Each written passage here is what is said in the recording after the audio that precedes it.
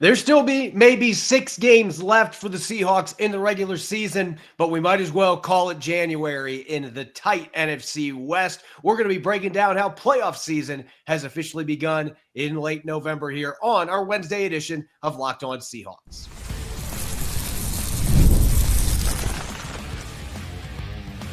You are Locked On Seahawks, your daily Seattle Seahawks podcast, part of the Locked On Podcast Network.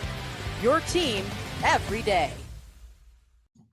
Greetings, 12. This is Corbin Smith, host of the Locked On Seahawks podcast, your daily Seahawks podcast, part of the Locked On Podcast Network, your team every day. Glad to be joined, as always, by my co-host in crime, Rob Rang. And a special thanks to all the 12s who are listening in, whether you're in Salem, Oregon, or Wichita, Kansas. Thank you for making Locked On Seahawks your first listen 5 days a week, and helping Locked On Podcast Network become the #1 sports podcast network. Seahawks gearing up for their Week 13 matchup against the Minnesota Vikings. We're going to be diving into the significance of this upcoming Week 13 contest, plus key matchups to watch, offense and defense. Maybe mix some coaches in as well this week for Matchup Wednesday, which is brought your way courtesy of FanDuel. FanDuel is giving new customers $300 in bonus bets when your first $5 bet wins. Head on over to FanDuel.com to sign up and play your game with FanDuel, the official sports betting partner of the NBA. Now for your lead story here on our Wednesday edition of Locked On Seahawks. There's still 6 games remaining in the NFL 2025 regular season for the Seattle Seahawks at 8-3. They are sitting pretty to get a playoff spot. However, if you want to win the NFC West or potentially pursue the #1 seed in the NFC, both are there for the taking. And at the same time, Rob, the margin for error is as thin as it possibly can be in this division, with the Rams at 9-2, 49ers just behind the Seahawks at 8-4, and they've got the tiebreaker right now with a win from Week 1. So Seattle is in a tight division race, as good of a division as you are going to see in the National Football League. And that, to me, means that we are very much in playoff season. It might be late November, but this is a January game coming up against the Minnesota Vikings on Sunday. You got to play like it's the postseason if you want to pursue an NFC West title and potentially more than that in this season. Yeah, I think that you can struggle when people say, I struggle at least, when people say things like it's a must-win game and you're in November, because this is the NFL. But at the same time, I 100% agree with you, Corbin. I mean, obviously, this is a very tight race in the NFC West division. And I just think that these are the type of games that Seattle has got to win. You look at the schedule when the season began, and this looked like a Minnesota Vikings team that might be competing like Seattle to be a #1 seed in the playoff race. And now they are one of the more disappointing teams in all of the NFL. They might be starting a rookie undrafted free agent at the quarterback position. We'll get into that a little bit later. But regardless, Seattle can afford no hiccups at this point. If they are going to compete for the NFC West division title, and if they don't, if they are just trying to get into the playoffs, they have to win every single game, not only this one against the Minnesota Vikings, but next week's against the Atlanta Falcons, who, of course, are going to be playing a backup quarterback there as well. So, again, I think these are some of the games that's so easy to overlook, and we've seen so many times the Seahawks in prior years have a game where they did overlook, they did play poorly, and that be the loss that ultimately torpedoed their season. So this cannot be the game that Seattle gives away, because they have a little bit of that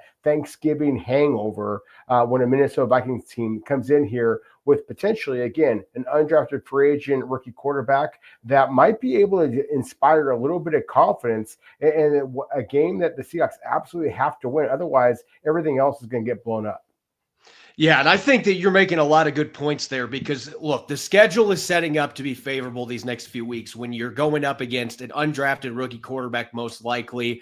It sounds like, from what the Vikings are saying, that J.J. McCarthy's got a very slim chance to be available. by Sunday to start. So you're going to be going against Max Brosmer, 99% sure in that case. Kirk Cousins has played a lot of football, so that's not your typical backup quarterback, but still, he's an older starting quarterback. You've had success against him in the past. Atlanta's been reeling a little bit. That is a game that you feel like you can go to Atlanta and have a chance to get it done down there. So you've got some tough games with the Colts and Rams coming up in a 5-day stretch too. You get to play both of them at home, but those are two really good football teams that you get to play. So I think you just look at the way that things are setting up in the conference. Again, 8-3 is a really good record, but if you look at the playoff race right now, the 7 seed is half a game behind the Seahawks at 8-4. So some of our listeners might be saying, well, if they lose a couple games, whatever, it's like you could be a 5 or 6 loss team this year and be on the cusp of not being in the postseason with the way that things are shaping up here. So yes, every game feels like maybe not a must win, but whatever that next tier down, you got to keep winning games to try to keep up with the Joneses here, because the NFC has got a lot of really good teams that are in that 3 or 4 loss threshold.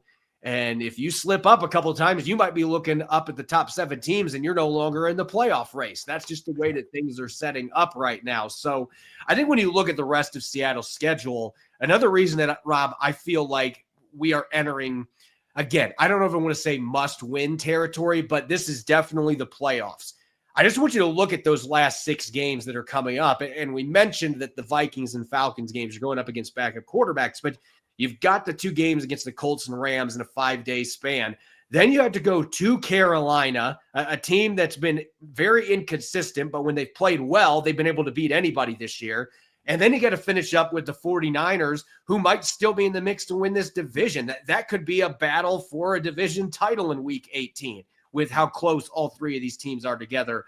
I would say the Rams are probably not going to allow that to happen, but who knows? The 49ers have done crazier things, and this is a very tight division right now. So you've got some tough games coming up on that schedule. You've got some long road trips sprinkled in there. So when you consider that, there's not a lot of margin for error. If Seattle was in one of the weaker divisions, maybe you could slip up once or twice. But if you want to win this division, it's go time. It's January football in November.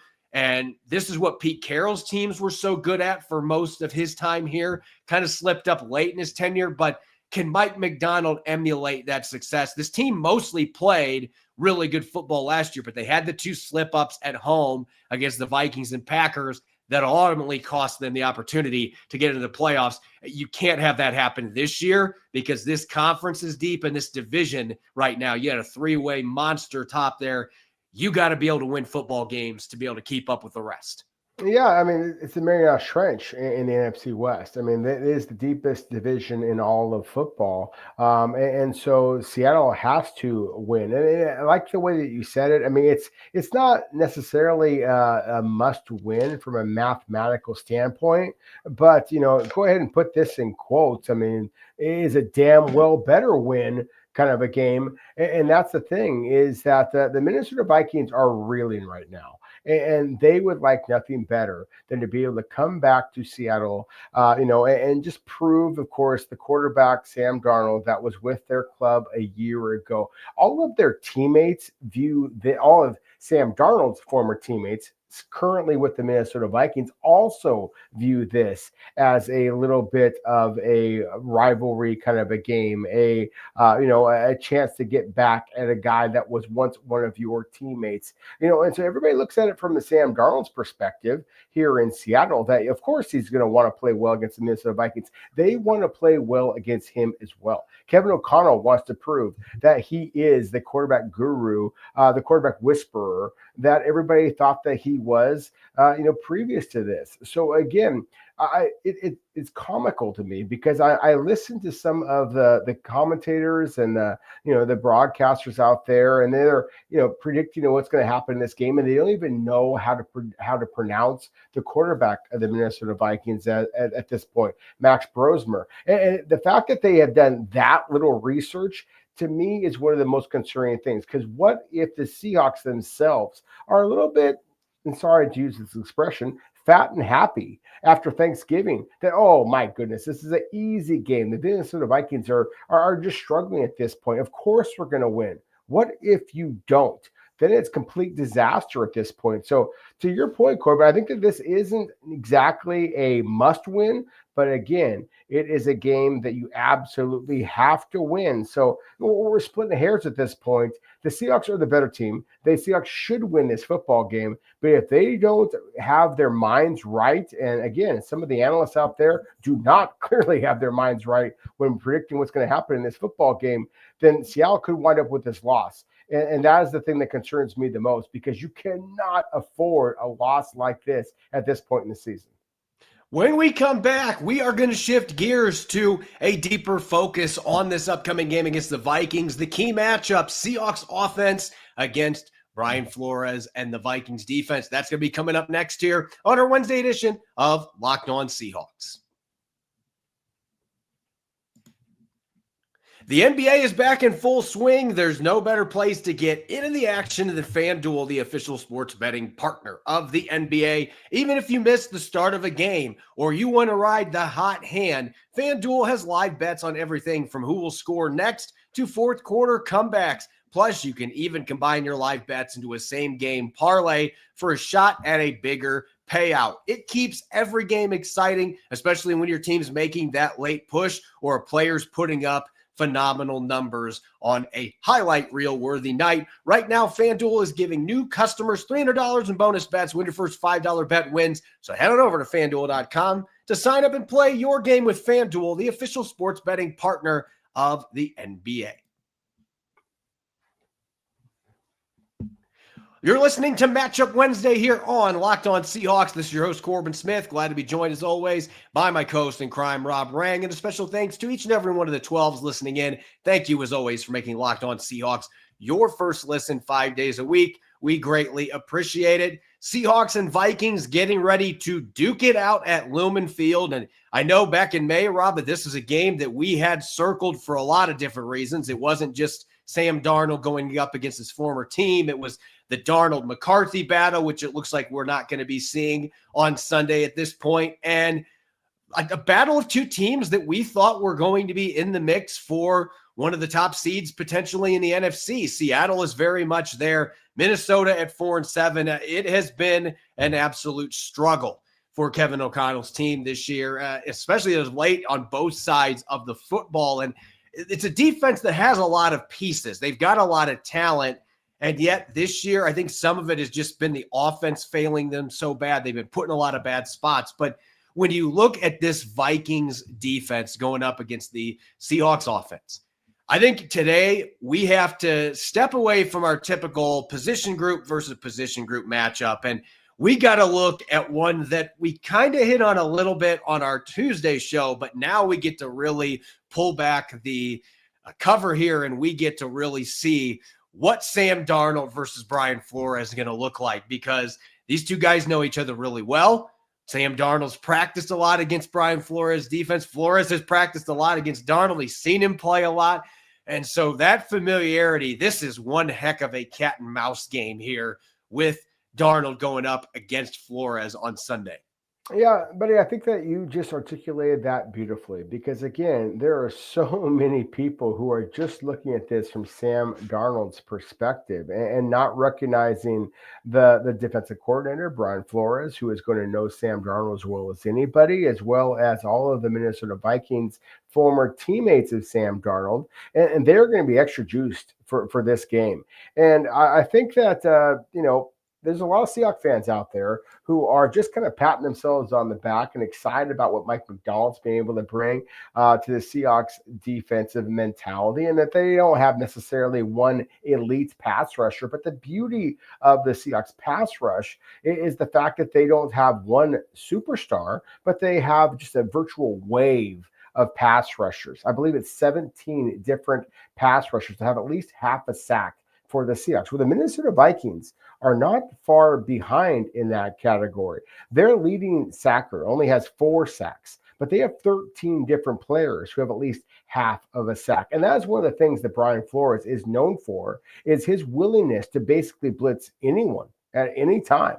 And we know that Sam Darnold has struggled at times with pressure in his face. So again, who is going to know Sam Darnold better than his former defensive coordinator who had all those practices against him during training camp and throughout the regular season a year ago? So I do think that, look, we could talk about individual player matchups, but I love the fact that you're talking about the defensive coordinator here, because I do think that he ultimately could be one of the players, or one of the people, that may have the biggest effect on what's going to happen in this particular game, especially against Sam Darnold. This could be a game where Sam Darnold struggles a little bit. And if he does, then who knows what could happen as far as the end result of this football game. And I'm looking for Brian Flores in this game. I'm looking for him to really attack the A and B gaps with blitzes. He loves to send his inside linebackers. He'll send his safeties up the middle. He'll move his edge guys inside. He will do all kinds of crazy stuff. But they're going to try to find ways to get that interior pressure on Sam Darnold, because that has been the most consistent way to get to him. The Rams had some success doing that. And I have a feeling that Flores is going to be much more aggressive than the Rams. I mean, the Rams are not a team that blitz near as much, but Brian Flores the last 2 weeks has a 60% blitz rate. Like, he's been going mad sending people. So for better or worse, he lives by the blitz. He dies by the blitz. That's the way that he operates. But I have a feeling there's going to be a lot of emphasis on stunts and blitzes that are going to be trying to open up some free rushers in the interior to really turn on that quick heat on Sam Darnold. That is what I'm anticipating. The question is going to be, how does Sam Darnold react to that? Let's go to our next matchup here now. And it's fascinating because we could talk JSN, and certainly Smith and Jigba is going to play some in the slot. He moves all over the place. You'll see Rashid Shaheed some. I'm wondering if this could be a game, though, where the slot receiver extraordinaire that is Cooper Kupp, that we could finally see him have one of those classic big games, because this Vikings defense, one of their biggest issues that they've had this year is teams attacking the middle of the field with dig routes, crossers, 15, 20 yards downfield, and having tons of room to operate afterwards, giving up big yards after the catch. Cooper Kupp has excelled at doing that throughout his career. This could be a game where Cooper Kupp, where he's going against the Vikings slot guys. Sometimes they put Theo Jackson, their safety, up there in the slot. Whoever's up there, that has been a weak point for this team, especially with how much pressure they bring. It leaves voids in the defense. They have not been able to cover that consistently. I'm having a feeling that this could be a game where Cooper Kupp's skill set at this stage of his career could still play really well for the Seahawks. Yeah, we've been waiting for a breakout performance from Cooper Kupp, and I think that this is one of the games that matches up well and suggests that he could have that type of a performance. Look, I think we have to acknowledge, again, as you just said, Jackson Smith-Njigba obviously is a superstar, and I am excited to see him match up one-on-one against Byron Murphy. I just think that you're talking about two players who are better players than maybe they are, measurable athletes when it comes to the combine measurables. And then when you're talking about combine measurables, I mean, my goodness, Rashid Shaheed and his 4.34 speed against Isaiah Rodgers with his 4.26 speed. I mean, you're talking about two guys that have the straight line speed to match up against each other. But you mentioned Theo Jackson. I mean, this is a safety. And this is a guy who, again, at 6'1", 205 pounds, doesn't necessarily have the change of direction that Cooper Kupp has. So I do think that this is a matchup that really sets up well for Cooper Kupp to be able to, kind of exploit a little bit. And again, Sam Darnold, of course, has shown a willingness to throw the ball in Cooper Kupp's direction, but not quite as often as maybe we had hoped entering this season. This feels like a matchup in which Seattle could exploit a little bit. So I do think that, obviously, Seattle's receivers against Minnesota's cornerbacks are going to be a critical matchup in this particular football game. But I like the slot receiver, whoever that might be, against Minnesota's nickel corner, because often that nickel corner has been a safety, and safeties very rarely have the agility to be able to handle the straight line speed or the change of direction that Seattle's wide receivers should be able to provide. And then let's go to the trenches. We can't omit the trenches here. Now, the Vikings spent a ton of money this offseason and invested top picks on the offensive line. They used their first round pick on Donovan Jackson, the guard out of Ohio State, who you and I were both very high on. He currently is dealing with an injury. He's missed a few games. Looks like probably not going to play this weekend either. And Christian Darrisaw, one of the best young tackles in the NFL, it's really been a hard season for him, coming off an ACL tear last year. And the Vikings have been cautious about what they've been doing with him. He's had a few other little bumps and bruises. So they've had to play a number of backups on the left side of that line. So rather than focusing on both tackles or both guards, as we often like to do, I think this is one where you got to look at the side of the line for the Minnesota Vikings, because if they're missing Donovan Jackson and Christian Darrisaw both in this game, the way that teams have been able to feast on opposing quarterbacks, or feast on J.J. McCarthy when Carson Wentz was playing. And Minnesota likes to run a lot of long developing pass plays too, which just puts even more pressure on their offensive line. I'm looking at Boye Mafe. Nwosu, who was banged up in that game on Sunday and didn't practice today. We'll see if he's ready to go by Sunday. But DeMarcus Lawrence, whoever's rushing off that side, that is an opportunity for Seattle to get a lot of quick pressure on Max Brosmer and make the undrafted rookie really uncomfortable in his first career NFL start. Yeah, that's the thing, is that Brosmer was very effective at the University of Minnesota a year ago. At the same time, previous to that, he was playing in New Hampshire. This is not only is a step up in competition, this is a gigantic leap in which he's going to be facing here. I mean, he played some preseason snaps for the Vikings and was fairly impressive, frankly. He gets the ball out of his hands quickly, and he has enough accuracy and anticipation to be effective, to really take advantage of what the Minnesota Vikings have at the receiver position. And obviously with Justin Jefferson, Jordan Addison, Jalen Naylor, they have an awful lot of talent there.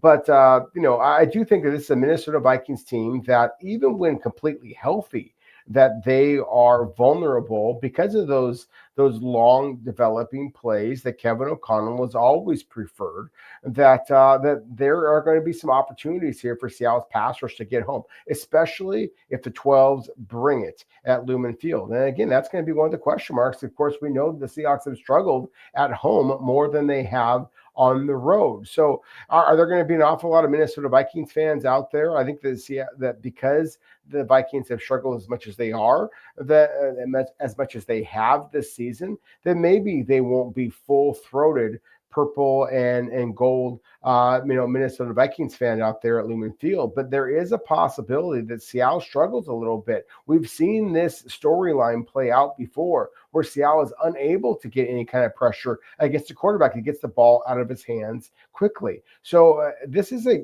critical matchup. And it is interesting because the Vikings are struggling with durability along their offensive line. Darrisaw, as you acknowledge, the left tackle, he is a standout. He is also a player that is struggling a little bit with injury. Went down against the Green Bay Packers a week ago.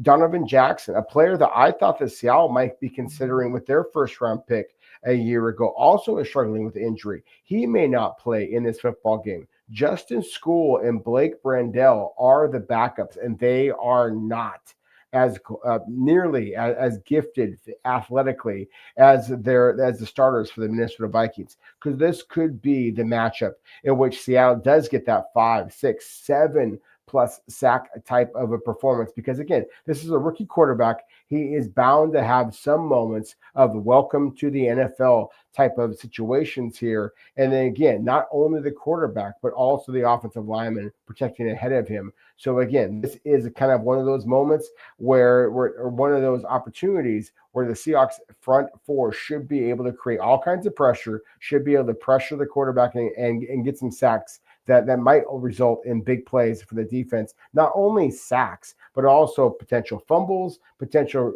takebacks for touchdowns.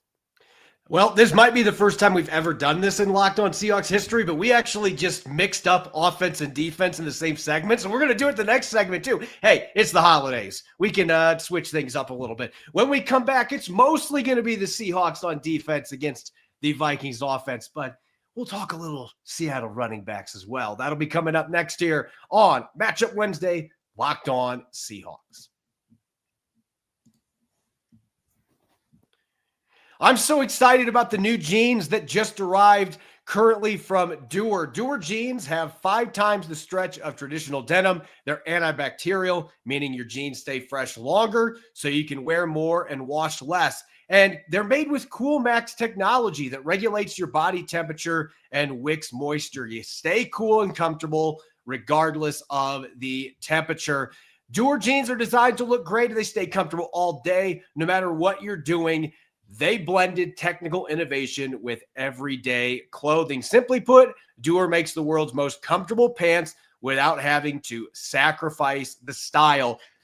Trust me, once you get your hands on one of these, this is going to be your go-to. Get a pair for yourself or as an amazing holiday gift. Go shop Duer.com/LockedOnSeattle. You'll get 50% off your order. That's shop Duer.com/LockedOnSeattle for 15% off. Welcome back to the Matchup Wednesday edition of Locked On Seahawks. I'm your host, Corbin Smith. He's Rob Rang. A special thanks to each and every one of the 12s tuning in. And thank you, as always, for making Locked On Seahawks your first listen 5 days a week. We greatly appreciate it. And for your second listen, make sure to check out our good friends, Tyler Rowland, Tony Wiggins, the hosts of Locked On NFL, which is twice a day. Those guys always bringing it with the best analysis and plenty of humor as well on Locked On NFL twice a week. YouTube, wherever you listen to your podcast, make sure Locked On NFL is your second listen after Locked On Seahawks. Let's get back to the matchup, shall we? As I just mentioned, normally we're having Seahawks offense against whoever they're playing on defense, and then we flip the script. Well, today we made it a Rob Rang special. It's kind of a Baskin Robbins. We're mixing things up a little bit. What's your flavor? So we just talked about the offensive tackles, offensive left tackle, left guard situation for the Vikings to kind of finish up the last segment. I want to flip back real quick to the Seahawks on offense going up against this Vikings defense, because I think it's fitting we're talking about defending Minnesota here, because I feel like this is a game that the Seahawks, if you've been watching the Vikings recently, this is a defense that has been porous, turnstiles against the run as of late. They have struggled mightily defending the run. Teams don't run a high percentage of plays in the run game, but they are incredibly efficient, get a lot of explosives. So I'm looking at Ken Walker III and Zach Charbonnet.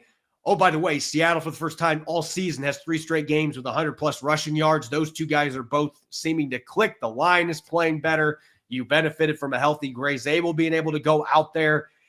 This is a team right now that is finding their stride running the football. And Minnesota on the other side of the equation, starting with their linebackers, they are incredibly aggressive. They love to blitz their linebackers, but they also are going to get exposed. There's going to be a lot of room to run if you can find a way to beat the blitz that Brian Flores likes to bring. And this is not a great tackling linebacking unit either. A lot of missed tackles. I think this could be a game that we could see K9 and Zach Charbonnet go wild at Lumen Field.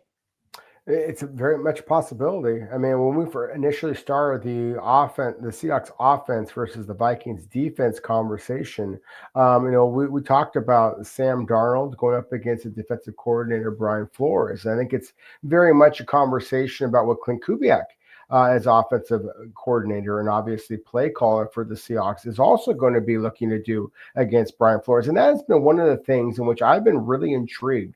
I feel like Seattle has mixed things up a little bit. Clint Kubiak's willingness to call runs on plays that I'm not expecting a run, I think it's going to be something that's going to mess with Brian Flores a little bit. And then when you look at the linebackers that the Vikings have, look, they paid some money to bring in guys outside of their organization. Eric Wilson from the Green Bay Packers, Blake Cashman as well. They have a good linebacker at Ivan Pace that basically has just been kind of pushed to the sideline. And I think that has been part of the reason in which the Vikings have struggled a little bit. Because, look, with all due respect to Eric Wilson and Blake Cashman, both of which are better athletes than Ivan Pace, in my opinion, and statistically, if you look at how that they performed in their workouts, I don't know that either one of them are as instinctive as Ivan Pace is. And you've seen some of those struggles. You've seen some of the missed tackles for the Minnesota Vikings. So to your point, Corbin, the Minnesota Vikings have not had a lot of teams that have run the football effectively down in, down out all season long. But again, think about the teams that play in their division.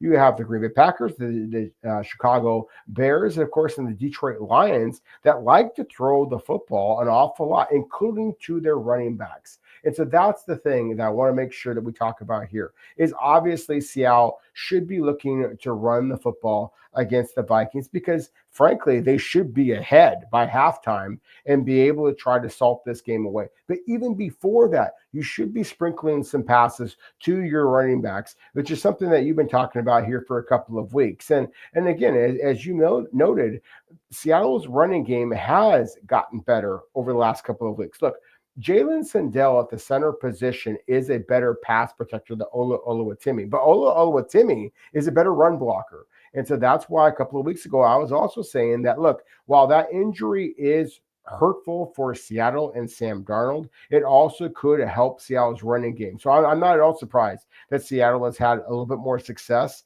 running the football between the hashes as well as on the perimeter. And I think that's going to continue this weekend against the Minnesota Vikings. Now let's flip the script officially. We're going to go Seahawks on defense against the Vikings on offense. And I thought about going coach versus quarterback again from this standpoint. Mike Macdonald going up against Max Brosmer. But the more that I thought about it, this on field, it's kind of fitting with what we talked about with Cam Ward last week. Now, Cam Ward is a far superior player to Max Brosmer. He is a far superior athlete, far more arm talent. There's a reason he was the number 1 overall pick and Max Brosmer didn't get drafted. However, there is a common thread here that you were talking about, a rookie quarterback, this one especially being inexperienced, and what Seattle loves to do with their safeties, moving them around, blitzing them, putting them in the box, putting them in the slot, having 2 deep safeties, 1 deep, manning up Nick Eamon in the slot. There's all kinds of crazy stuff they can do. And with Quandre Diggs coming in this week, if Diggs plays, Quandre Diggs is another player that has a little bit of positional versatility that you can slide around. The ability to do the pre and post snap disguising against a rookie quarterback, an undrafted one of that has never started a game, you can really leave this quarterback guessing and scrambling, trying to figure out what he's supposed to do with the football. And that creates turnovers 99% of the time. I'm looking at the safeties being the key ingredient behind that in terms of mixing up the coverages and making it really difficult on this rookie quarterback to know where he's supposed to go with the football and be able to accurately read and decipher what the Seahawks are doing schematically. Yeah, as I said before, I think that's one of Brosmer's strengths is that he does read the defense pretty well. He is able to deliver the football quickly.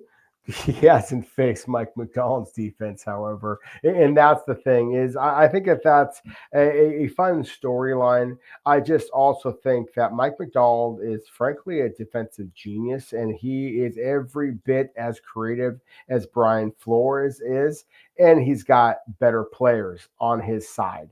And so I do think that this is the opportunity for Kobe Bryant, who has never looked past an opportunity to create a big play. I mean, he was the Blitnikoff Award winner for a reason, Thorpe Award winner. Blitnikoff would be the wide receiver. Thorpe Award winner for a reason. And then certainly with D'Anthony Bell and what he has shown in the preseason for the Seahawks, he proved himself to be a playmaker. And then especially Nick Eamon. We've been looking for one of those kind of breakout kind of performances, maybe a pick 6. This might be the game in which the Seahawks safeties are able to take advantage of a young quarterback who is looking to make a play, especially if Seattle gets the lead early and Seattle safeties in particular are able to turn maybe a little bit of an over-aggressive play by the rookie quarterback into a pick 6 for the Lumen faithful. And I think the last but not least matchup here, look, if the Vikings are playing a better quarterback, Justin Jefferson might be at the top of your list because we're talking about a top 3 wide receiver in the NFL. And he's still got decent reception and yardage numbers this year.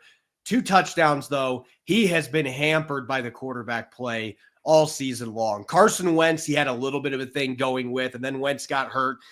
it has been really tough sledding, getting up to speed with J.J. McCarthy, who's had struggles throwing to anybody that is wearing the right jersey color this year. It has been an absolute struggle. So a lot of people might be forgetting just how dominant Justin Jefferson can be. The Seahawks certainly are not going to be thinking that, though. They remember his game-winning touchdown thrown by Sam Darnold last year against them, and they know what he's capable of doing. Jordan Addison's also a really good player. The Vikings have some really solid secondary receivers. So that matchup against Witherspoon, Reek Woolen, Josh Jobe, we've seen Mike McDonald doing a by committee approach there with those three on the outside, mixing and matching. I expect that to continue in this game, though I do wonder if this might be a matchup. I like Devin Witherspoon against Justin Jefferson, and Reek Woolen's had a history of making some plays against him in the past too. I'm wondering how they're going to handle in terms of mixing and matching with him, just because he is still one of those few receivers that can take over a game, albeit when he has solid quarterback play. That may very well not be the case again on Sunday. Still, you have to keep tabs on him and Jordan Addison, because that is as good of a 1-2 punch as you're going to find, that unfortunately has not been able to get things going this year with the quarterback situation for the Minnesota Vikings. Yeah, they have not. And look, I think that there's a third name that we have to mention. And I don't mean Jalen Naylor, who is primarily Minnesota's slot receiver. I don't mean the veteran that is Adam Thielen. I mean the referees. I think that Seattle's defensive backs have obviously had moments, especially with Reek Woolen, of getting a little handsy. When you have guys that have a change of direction, that's Justin Jefferson and Jordan Addison, Jalen Naylor as well, that they possess. This could be one of those games in which the referees throw an awful lot of those yellow penalty flags out there and then make this a little bit more of a competitive game than it should be. To me, that is one of the conversations here. Look, I expect Brosmer to get the ball out of his hands better than J.J. McCarthy has. I would not be surprised at all if the Minnesota Vikings are able to string together more consistent drives than J.J. McCarthy has for the Vikings. This is the Vikings club, Corbin, that, as you know, I mean, they have basically one game this year, and that was with Carson Wentz at quarterback, in which they had 0 turnovers. One game all season long. And so again, this is a team that has struggled with turnovers. I expect Brosmer to be better in that regard. And there's no doubt that when you have guys like Justin Jefferson, Jordan Addison, again, that they have talent. But I believe in Seattle's defensive backs, especially at the cornerback position in this particular game, to basically silence those receivers. However, if the referees make their presence felt in this football game, this could be a little bit closer than people are anticipating. Ultimately, I do think that there's opportunity for Seattle to create one of those big plays. This could be the game in which Reek Woolen gets one of those interceptions that people have been basically pounding the table for a while.